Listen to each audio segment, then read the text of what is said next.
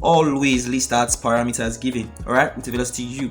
Now, the velocity with which a body starts to move is usually referred to as its initial velocity. Okay, the velocity with which a body starts to move, it's its initial velocity. All right, so it moves from a point A with this velocity, and its velocity doubled when it reached point B. All right, now the velocity at point B is the final velocity.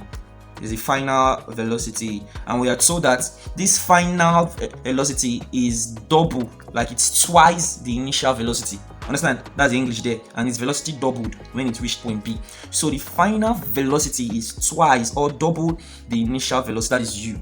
Alright, so full stop. It says if the distance between A and B is d, the distance between point A and B, I'm going to write that as DAB or DBA. I think DBA will go. Sorry for that. DBA will go.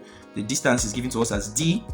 It says which of these expressions, like listed in the options in the question above, which of these expressions represents the magnitude of its acceleration? This question is a very easy question, and I would like to bring your minds down to the equations of motion. Now let us list the first three equations of motion. We have that v is equal to u plus or minus at. Okay, call this one equation 1. Then we have that d is equal to ut plus or minus 1 over a t squared, right? Then we have the third one, which says that v squared is equal to u squared plus or minus 2ad. Okay, so quickly, the equations of motion are to help us solve any questions related to bodies undergoing uniformly accelerated motion. And in this particular question, this is a question under uniformly accelerated motion. All right, so if you take note, the quantity known as time was not mentioned in this particular question. Okay, so if I'm to get the acceleration, I'm not going to consider any of the equations of motion that has to do with time t. Okay, so this means that equation 1 is not going to be helpful in this particular case, and equation 2 also is not going to be helpful. The most likely one will be equation 3. Equation 3 will be the most helpful one. All right, so employing equation 3, let's write equation 3 out. This will be v squared equals u squared. I can decide to put plus or minus, and use plus in this case, 2ad. Okay, all right, so we say that v, which is the final velocity, is twice the initial velocity. So anywhere I see v, I'm going to put u. That will mean into bracket 2u all squared, u squared plus 2ad. Remember, I'm looking forward to obtain the acceleration in this particular question. Okay, so from here I'm going to have that 4u squared.